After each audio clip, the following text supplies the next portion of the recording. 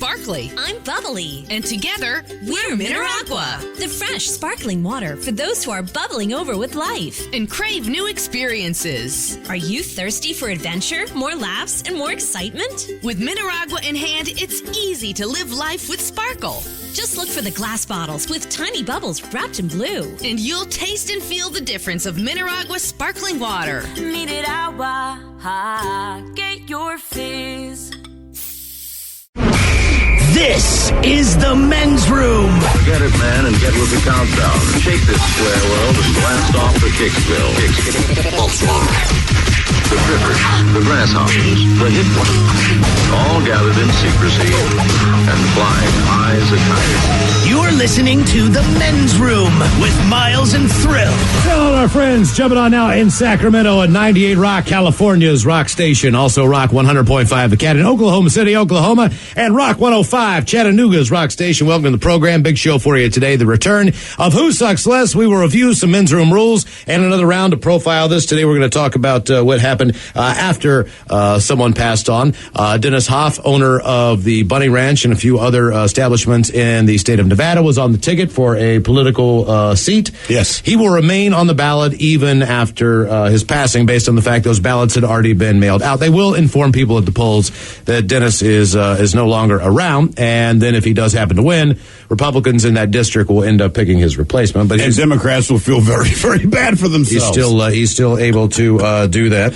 And then we'll have a story coming up about the mom in England who is offering sex doll services for people whose loved ones have passed on. And what she's going to do for a very steep price is basically make you a replica of your ex that has passed on in doll form of the sexual variety. Now, would it be offensive then if you said, look, honey, you're still alive. I understand that. But I'm looking at our wedding picture from 25 years ago. You can never replicate that. If that's right, good with you. Right? Because remember all that crap you did to get ready for the wedding and how beautiful you look. You know what? Times have changed. I'm getting that remade. Miles, one of the stories you brought up was there was a high school student in California, and her grandmother had been cremated. For reasons unbeknownst to us, she put the ashes of her grandmother into some cookies and then took those cookies to school and gave them to other students. So on that tip, a guy's comment comes in, or woman's, I'm not sure, says, my wife's cousin, guy I'm guessing, my wife's cousin died at around 22 years old. He loves smoothies and once made a joke that he wants his ashes put in a smoothie so everyone at his funeral could drink them.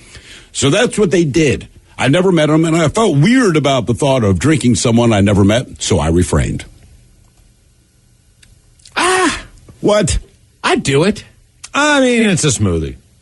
It is. Yeah. It's a person smoothie. Then what's the problem with the cookies? Look, man, like if we rolled up ashes and smoked them, in a big fat joint, you'd be in on that, right?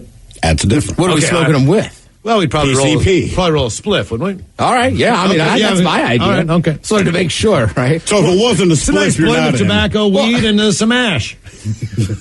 And some Frank. And Frank. Right. Yeah. Oh, this is pretty tasty. You know what? I want a dry rub chicken wing. With your ashes? Yeah. When do you eat that? It tastes like just like a burnt ass chicken wing, though. Thing is, you know what, man? Because you're spreading ash on. You don't know. You are, but it's part of the rub. So it's not just ash, okay. right? Yeah. But Some you salt, some pepper, sure. Like, man, these wings are great. Like, well, we rubbed it with Ted. And I dip it in ranch for you. Thanks, dude. Yeah, come over to the ranch. Right. Team Ranch. What happened after they died? 844-999-OLA. You know I'm a blue cheese guy. I know, but not at this party. Not at this one. Not with these wings. You gotta go ranch. I dipped it in ranch. Hello, Jeremy. Welcome to the men's room. Hola, bicholas. Hola. So, I'm the guy that was walking around with I had a shirt that said "Not Miles" on it at Redfest. Oh, yeah. Yeah, I remember you. So, yeah. So my story is, this is about 10 years ago. A buddy of mine gets a hold of me and says, hey, I haven't heard from my roommate, Alex, in about 2 or 3 days. Can you go check on him? Well, at the time, Alex was like 62. So I said, yeah, sure, I'll go over and make sure he hasn't died. And I get to the house and knock on the door, nothing, open the door, walk in, make sure my buddy's pit bull knows it's me, The dogs run off into Alex's room. So I go walking into Alex's room, and tapping him on his foot. He's laying down, face down with his, like, face down in his elbow. Tapped him on his foot. Hey, Alex, wake up, man. Ozzy's trying to get a hold of you. Come around the corner, get further in the room, go to touch him on his back, and he's ice cold. And you said you're going to go make sure he's not dead or something. Right. So I back out of the room, call Ozzy back, tell him, hey, it looks like Alex passed on. I'm going to call the cops, get the coroner here, because I used to be an EMT, so I know basically everything that needs to go to happen. So lock the dogs in the bathroom, wait for the cops to show up. They show up. I come walking out the house and start talking to him, and this cop has a really confused look on his face. And so I lead him inside, show him where Alex is at. They come back, we come back out when the fire department shows up. And it wasn't until one of the firemen looks at me and goes, that is an interesting shirt to be wearing. And the shirt I was wearing was, I didn't do it. Oh, man. So you have a collection of interesting shirts. Yeah.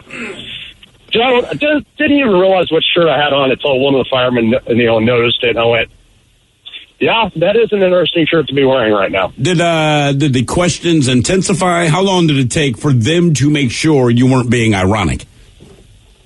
As soon as I had straight face the whole time, brought him in, and as soon as they touched Alex and realized I wasn't kidding, then the seriousness was there, and they realized that I didn't know what shirt I had on. Yeah, I'm going to try that next time.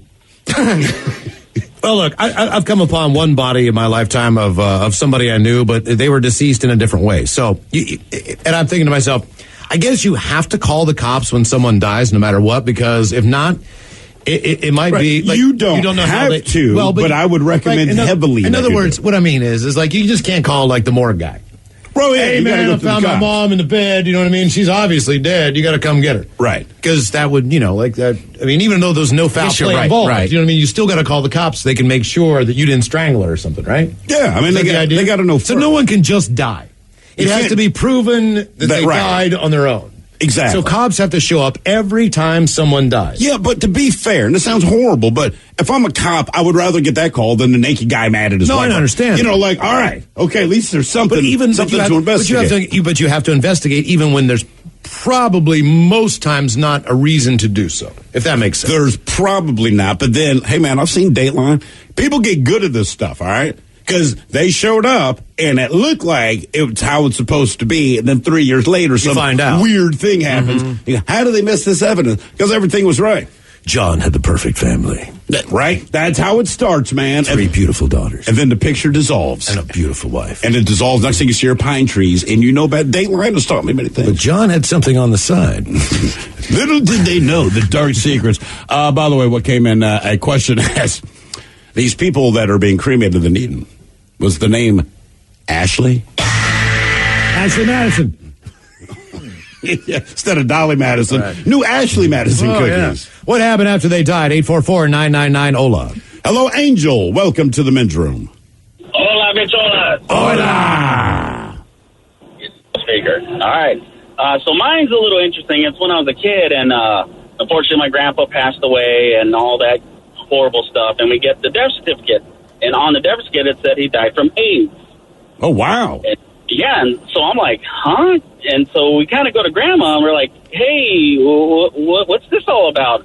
And then she was kind of reluctant. And then finally, a couple of years go by, she lets him know, well, Grandpa was gay. And so apparently, gay Grandpa got AIDS. Yeah. Why do you sound like a weird Al Yankovic song? Grandpa got AIDS and died. Did Grandma get AIDS, or had they stopped? No. So they had split beds, and I always thought, watching, was I Love Lucy, old people sleep in separate beds. Now we know why. I thought you were talking about Bert and Ernie. And so, and we're real, devout Catholics, so that's a big no-no, so there's no divorce at all. Not that devout, friend. I was going to say, getting divorced, I think, is a bigger no-no but for those old especially from that generation. So, did she elaborate on that for, how long she knew, how long they were no longer? Apparently from after World War II. What? So why did she? Yes. World War II, man. Why did she stick around, do you think? Devout Catholic, you don't get divorced. And Okay. so he was active, too, so he would go to the bar. Grandpa always went to the bar every Friday. Well, he went to a special bar every Friday. And he's picking did he have a steady, or was he just picking up random dudes? I have no idea. The reason I'm asking you is this, all right? Dudes are dudes. So if he's a single dude going to the bar, that's your goal. You're trying to slay as much as you can.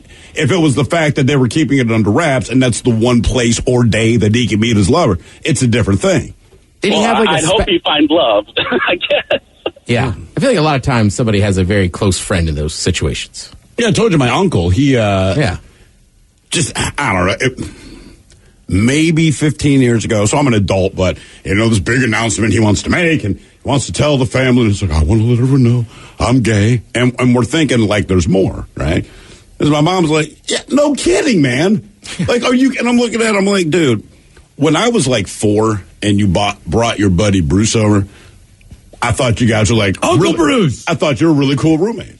When I was 24, I figured out you and Bruce are in fact roommate. We figured it out, man. And how did you know? And we're like, back in the day, back in the day, gay partners became aunts and uncles. Uncles, yeah, absolutely. That's how you. Absolutely. But the thing is, you get older, you piece it together. You're like, I get it, man.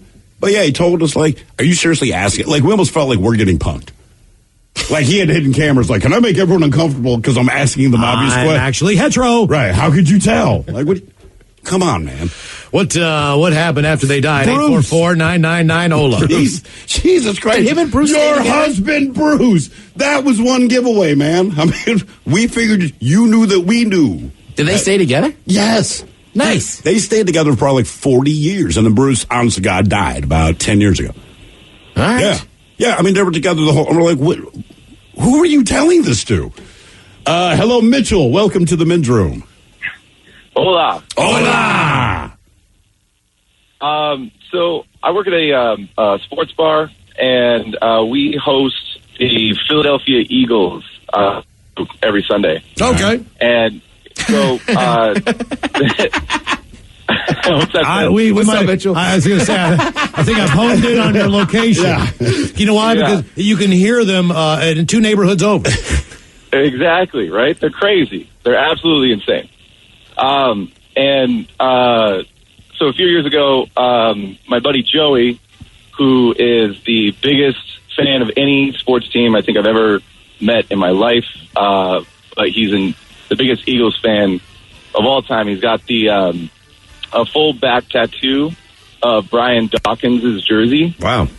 Like, he's crazy. And unfortunately, a few years ago, he passed away. And then that year, they won the Super Bowl. Oh, man. Oh. He's not kidding. That guy was legend. Oh, man. Full jersey back tattoo. Wow. Yeah. Wow, guys. Be sure to tweet that at him. Yeah.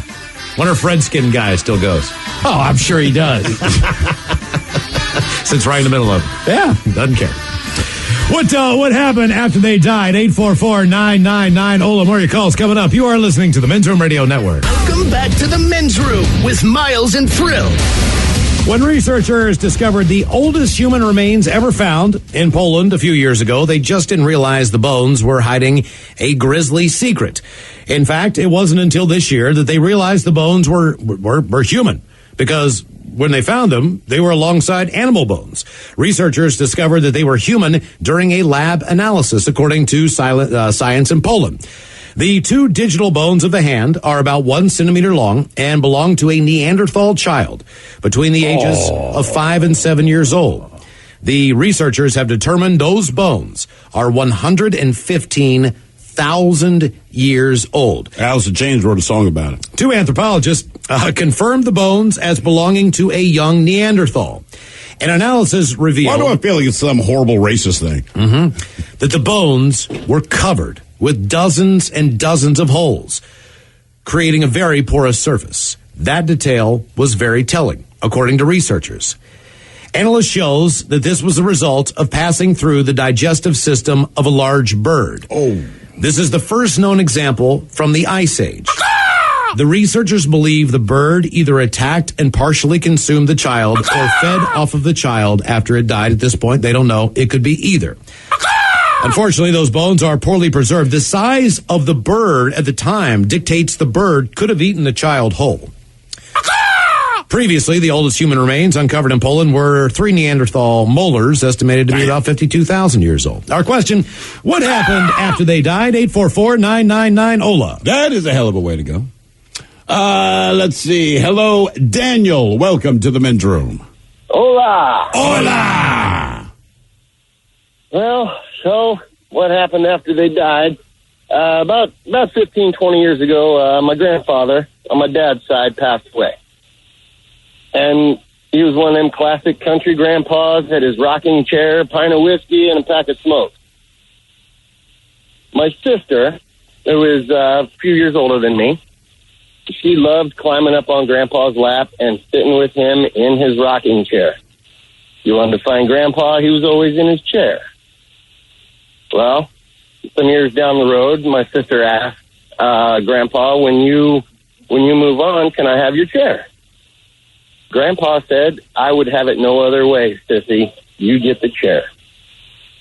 Well, time came. Grandpa left us. And apparently my Uncle Dave, who had a son named David, who was just a couple years older than my sister, well, David decided he wanted the chair for his college dorm. Dad and Uncle Dave got in a little verbal argument to begin with, and then it's pretty well turned physical, where Uncle Dave threw a punch at Dad, Dad threw punches back, and it turned into a Tyson Holyfield bare knuckles boxing match throughout Grandpa's house. Who won? Well, since both the men, my dad and my Uncle Dave, were pretty much country boys, when Uncle Dave decided to stay and tend to the farm, Dad decided to go into the Army and become a Green Beret. So Dad kind of had an advantage when it came to that. Did they trash your granddad's house during the fight? A few things got broken, yeah. And did your sister get the chair?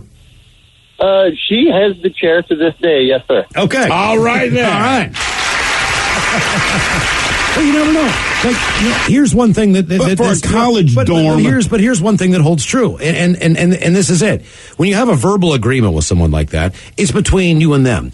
And for whatever reason, when you're young and you're not thinking about stuff, and you don't realize how the afterlife works, if you've ever made a deal with somebody who passed on or had a thing, like, you don't know if they've told someone else. Right. So even if he passed on, he might not have said, "Hey, man, I just so you know, when I pass on, this chair rightfully belongs to fill in the blank." So when my grandfather died, I had given him a watch that we got when we went to the Gator Bowl. So it was a really nice watch. It was to me it meant something because it was it was a Gator Bowl watch. So, but I didn't wear a watch and I didn't care.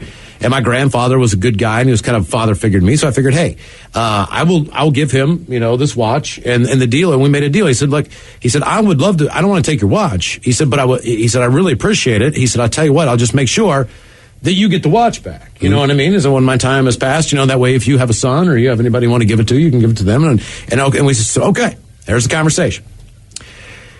Do you know that he never had that conversation with anybody else? Because I do. Who got the watch? Well, here was the thing. I get to the funeral home and I look down and then in a casket, there's my grandfather laying there. And I look and on his wrist is that watch. And I'm looking around and I'm like, God damn it.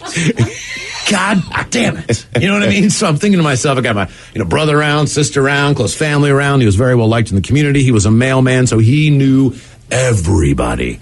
Everybody's name. If a letter came to your house, my grandfather knew every single person in every single house in the town.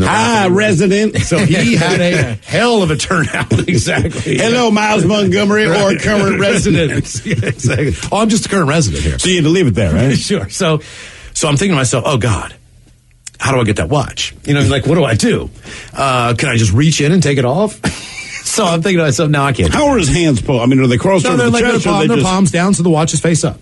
And it's on the hand closest to you. No, it's the hand farthest away, but I can see the band. I can see the watch. You can't lean in. I feel like the hand closest to you. I had to pick up his hand and I had to take the watch off. Did you take the watch off? No. So I quietly just kind of, in my mind, I think to myself, it's a watch. I don't care. It's not the biggest deal in the world. I just want to see it one more time. So kind of look in and take a look at it. It's a nice watch. And I'm like, golly. So, we bury him and everything else. And I'm like, later that night, I dug up Grandpappy, and I got that watch. And that's the end of it. And that was basically the end of it. But see, here's what you don't know. And I'm playing devil's advocate, all right? So you have this conversation and like, son, I don't want to take your watch, but I'll tell you what, right? I'll make sure he gets back to you, okay? Mm-hmm. That's a conversation he had with you. Now, the conversation he had with the rest of the family that you don't know is, make sure I'm buried with this goddamn watch. I want this watch on my goddamn wrist when you return me to the earth from whence I came. Oh, so I tell Miles, and he's going to have daughters anyway. So a couple of years go by, and we're talking about Granddad, and I'm back at home, and I relay this story to my mother, and she's sitting there looking at me, and I said, I really want to get in there, Mom, and just grab that watch. And she's like, I knew you did. That's why I saved it for you. Did she? Yeah, then she handed it to me. So she had it in the drawer. She totally forgot because so much had gone on since then because she had to take care of so many things. Right, but she ended up taking it off of his wrist. She took it, yeah. Damn. Yeah, I was like, all right. I also took his gold tooth. Right. You don't know how much money I and this wooden nickel. And his eye. His lucky wooden nickel. Essentially, I dissected him, but I got the watch back there. Exactly. Miles, I'm a serial killer, but here's your watch. God. What happened after they died? 844-999-OLA. Hello, John. Welcome to the men's room. Hello. Hola. Hola. So, what happened was my grandmother passed away back in 97.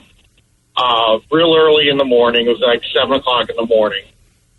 And immediately my aunt went over to her house and cleaned out the house. She took everything, the food out of the refrigerator, clothes out of the closet, all her jewelry. She emptied her bank account, the whole 9 yards. In the meanwhile, she even took the paintings off the wall. In the meanwhile, my grandfather was at the hospital making arrangements. We came home to a completely empty house, and which made it easier for him to move way downstate away from everybody because that really, really pissed him off. The way we found out it was her is we found her trying to fence there was a painting of a clown in the living room. It was a painting done by John Wayne Gacy, the serial killer. You know who that was? Sure. Yeah. Great friend of mine, mentor. Yeah. So we found that painting in her house. She was trying to sell it a few years later, and I took the painting out of her house. And I contacted my grandfather. He said, I was wondering where that went. And then she decided to do the same thing to my aunt. My aunt Linda, she passed away, and she went in and took everything. Why is she entitled to this? What is going on here? Oh, Miles, it's simple. She's a bitch. Yeah, I mean, is this a drugs dependency? What is going on here? I mean, it's hard to be a bitch when you don't also feel entitled, see? She just felt entitled, but she did the same thing to my Aunt Linda when my Aunt Linda actually went into a diabetic coma, and she went in and took everything out of her house the same way, even took the deed to her house and had it forged into her name, and she forged the order of what do you call that? Who distributes the will? Executor of the will? The living will, because my aunt, she was still in a coma. She forged that. She didn't forge the care of the body. She left that with my cousin. Oh, of course. The part where all of my aunt's money was going to my Aunt Diane instead. So, did she ever get busted with this? She did, but the problem is that she was a legal secretary for many years. She retired as a legal secretary, so she knew all the lawyers and all the judges in the town. When she got busted, she got off scot-free. Damn, she got away with it. She didn't have to return any of the things that she took? Nothing. And when my aunt went into the diabetic coma, my cousin was still living there, and it was her and her daughter's stuff that she took. And the house was actually in my cousin's name. And so when my cousin decided to move, she was going to give me the house. And we went to go and find the deed. all of a sudden my mother was moving in because my aunt sold the house to my mother.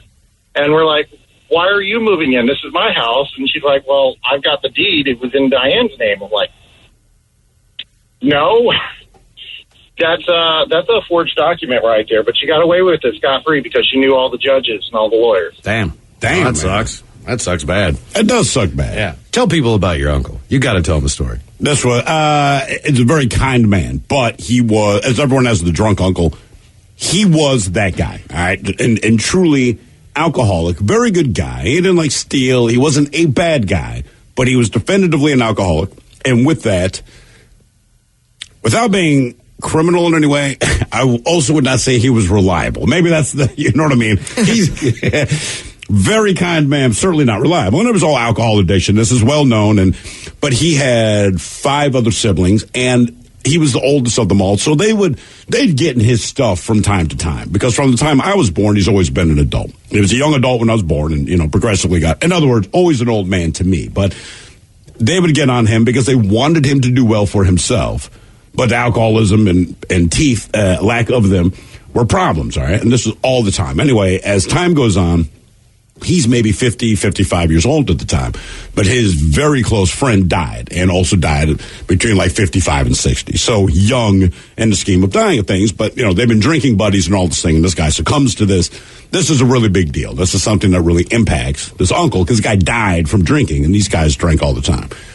The funeral day shows up, and he's one of the pallbearers. And one of my other uncles, who has his act together for the most part, is also one of the pallbearers. My Uncle Raymond, who is the drunk, gets there a little bit late, and it's not out of character for him. It's almost expected, but it wasn't too late. But when he shows up, man, he's wearing this bright green suit. All right, and if you know him, it wouldn't surprise you that he would show up to a funeral in a bright green suit, but they just kind of hope that maybe on this one occasion, being that it is your best friend and the reason he died. And you're a pallbearer. And all this stuff, and you're a pallbearer, and you're carrying his ass down these stairs and then out to the grave. You could just get like a navy blue or black suit, all right? Could you do this? And this is in Virginia, so that's the way to go. But he shows up in this bright green suit. So my other uncle pulls him aside and just starts laying into him, kind of quietly, right? But he's laying into him, and it's like, Raymond, what the F, man? Are you kidding me? You show up in a goddamn bright green suit like a court jester at your best friend's funeral. It's like, well, it's the only suit I had. It's like, man, we bought you a black suit, right? Like 4 months ago, we bought this for you because trying to get you jobs, all the rest. Why wouldn't you wear that suit today? It's like, well, I lent it to a buddy of mine. It's like, well, why don't you call your buddy's ass and tell him, man, I need a suit. There's an important funeral. Where the hell is it? Said the drunk uncle. He didn't say anything. He lifted his hand, pointed at the coffin. Yeah, right. The suits are there. Yeah, they buried the guy. And so you realize, like, he donated the suit to this guy after he died so that he looked decent at his open casket funeral, right? So, like, he has a heart of gold. It's just that he didn't have it. So he kind of looked like a fool, but for all the right reasons, man. But he shut everybody up. Yep. I mean, it was just like, no more questions, man. We got it. What happened after they died? 844-999-OLA. Still not a good look. Optics are terrible. Hello, Steven. Welcome to the men's room. Hola. Hola. All right, so this one is a little complicated, and before I say it, I want you to know, Thrill, I love you. Don't take any offense to this. Oh, boy. This is going to be fun. So, whenever I was younger, maybe like 3rd, 4th grade, I don't know what age that is. I just remember it was around that time. My parents were divorced. Or they are divorced still, but anyway, they got divorced, and all my grandparents they all died before I never knew them. And so my mom was jokingly, she told me that my dad's father was black because really black features. Like, I have really big lips, big nose. And again, I don't mean that in any disrespectful way. You have a big penis too? Say anyway, yes. So okay, stop there. I got you.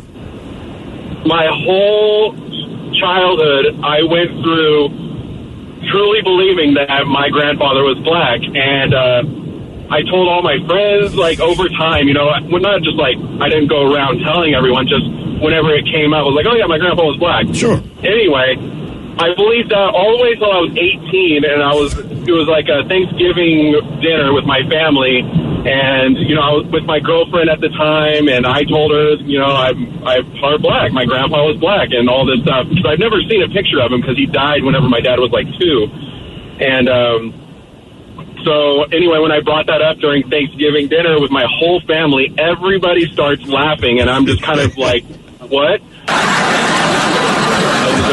He's not really black. I was like, oh my God. And it just turned my world completely upside down. I mean, how weird do you feel? I mean, this is something you've identified with for your entire life. Then everyone's laughing like, oh, no, dude, that's not true at all. Exactly. And I honestly, it made sense to me at the time because I was naive. And, she was like, my mom told me, she's like, why do you think you have such big lips and a big nose? And I was just like, oh, okay, well, it makes sense. And, so she was actually insulting me and my culture, and you took it as... I don't think so. I think your mom might have been trying right. I think your mom might have been trying to cover for her boyfriend. Maybe. Who knows? That explains it. Yeah. I'm not sure how I feel about all that whole story. I know, but I almost feel worse for him out of the whole goddamn thing. He's just a kid. This is your sense of identity, though. Yeah. Right? I mean, that's the thing. If that's what you believe, it'd be like your parents go, hey, man, by the way, Ted, you're adopted. Yeah. Right? I mean, I wouldn't believe it. You've seen my brother. Yeah, all of you were adopted. You know? All the similar people get together. Yeah. Coming up, we'll review some men's room rules, who sucks less, and more of the calls on our question today. What happened after they died? 844-999-OLA. You are listening to the Men's Room Radio Network. This is the Men's Room with Miles and Thrill. A mom is offering one of the England's first sex doll rental services and purchases and offers to make the dolls for those seeking comfort after losing a partner by matching their likeness. Jade Stanley says business is booming and now offers the first ever rental service and purchase for those looking for comfort after losing a loved one. The married mom of 4 said, we have a lot of people approach us who have dolls made that resemble a partner they have lost. It can be a beneficial thing for them and helps them keep a piece of their loved one. It provides them with comfort, and people don't always buy the dolls for a sordid reason, but we also offer them to be rented.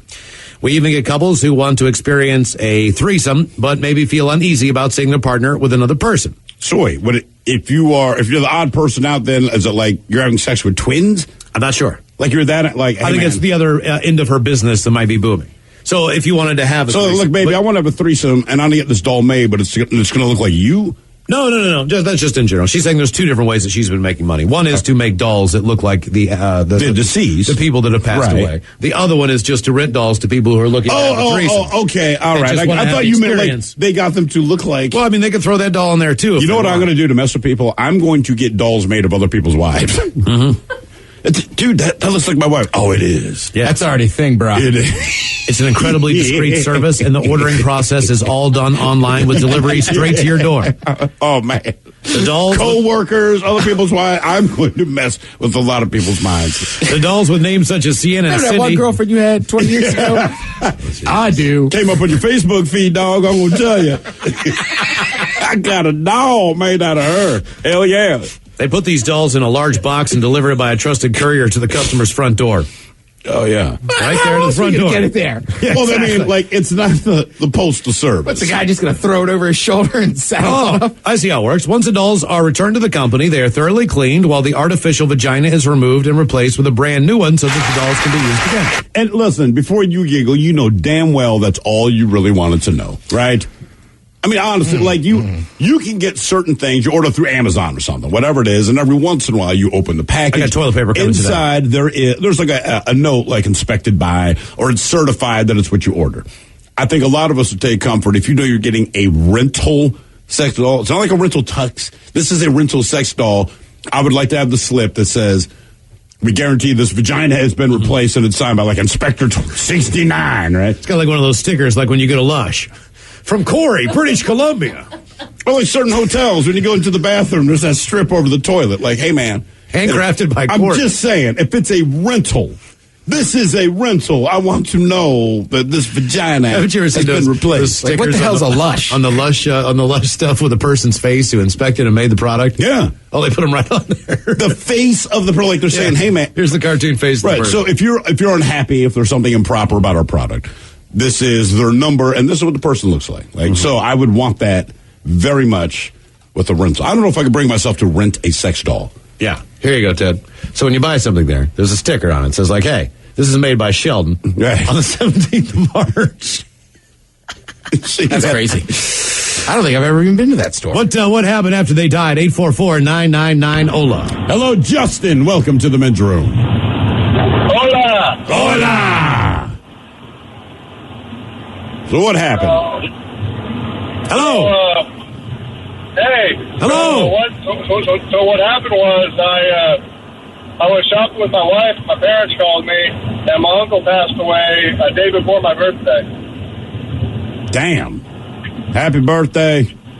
How old were you turning? It was actually this year, so 27. Oh, jeez, okay. Man. How recent was this? Back in June. Were you close with him? Oh, very, very close. We did a whole bunch of stuff we had in common, between video games, driving, fishing. Wow, man. That is rough. Did anything weird happen after he passed on, or was it pretty basic stuff? Pretty basic stuff. Probably the coolest part of the whole thing. There's not really anything cool about death, but my grandparents gave me most of his fishing stuff, so next time I can actually take his rod and reel and kind of finish his memory. That's cool. Yeah, that is I very mean, cool. that. Mm-hmm. Day before your birthday, man. Still to come, Who Sucks Less? We will drink and toast with a shot of the day and more calls on our question, what happened after they died? 844-999-OLA. Hola! The shenanigans continue on the Men's Room Radio Network. I'm Sparkly. I'm bubbly. And together, we're Mineragua. The fresh, sparkling water for those who are bubbling over with life and crave new experiences. Are you thirsty for adventure, more laughs, and more excitement? With Mineragua in hand, it's easy to live life with sparkle. Just look for the glass bottles with tiny bubbles wrapped in blue. And you'll taste and feel the difference of Mineragua sparkling water. Mineragua, get your fill.